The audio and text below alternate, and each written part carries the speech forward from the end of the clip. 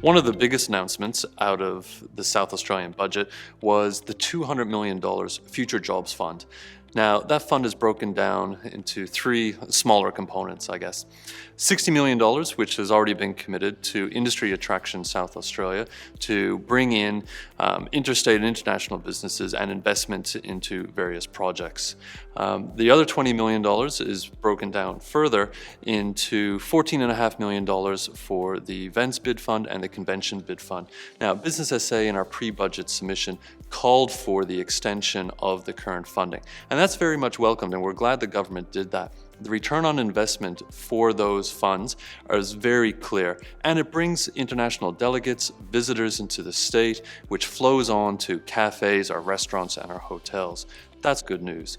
$5 million over 2 years for the automotive diversification. And again, we've seen some of the component supply chain and other associated businesses looking at new additional revenue streams. And we want them to do that so that they can be sustainable and keep people in jobs. So that's good news as well.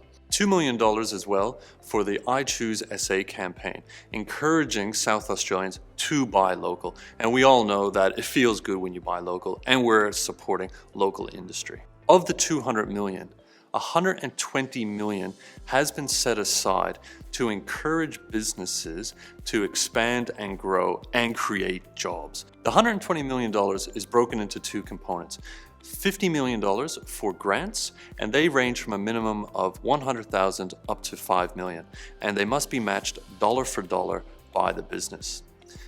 $70 million in the form of low-interest loans. The rates going back a couple of weeks, as outlined in the document provided as part of the budget, indicate that the loan rate is 2.7 to 3.4%, so considerably less than what you can get from a commercial lender. As part of the criteria, you have to demonstrate that your project or proposal wasn't able to achieve commercial lending finance. The $120 million as part of the Future Jobs Fund is targeting 5 key sectors and growth sectors, and you had to be part of those sectors in order to apply. And they include shipbuilding and defense, renewable energy and mining, IT and advanced manufacturing, health and biomedical research, tourism, food, and wine. It's great that the government is targeting those industries, and we know that there is growth in those sectors.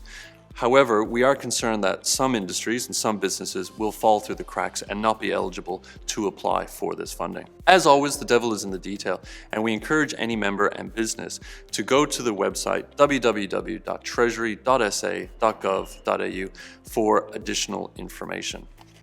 As part of the fund, the government is going to contribute up to $50,000, matched dollar for dollar by the business, to help develop business cases so that you can later apply for a greater part of the fund. However, those business cases or the applications for the funding to develop the business case has to be submitted by the 14th of July. Overall, business cases outlining what you propose to do, investments and grow your jobs, needs to be submitted by the 29th of September. So we do have some current concerns that the timelines are fairly tight on this. Again, we encourage all members to go to the website outlined earlier for additional information. At a high level, we are supportive of the Future Jobs Fund. The $120 million, if no businesses apply for it, then the government doesn't have to spend it. So we need to wait and see how onerous the process is and how many businesses actually apply to support or receive support from the government in expanding their businesses.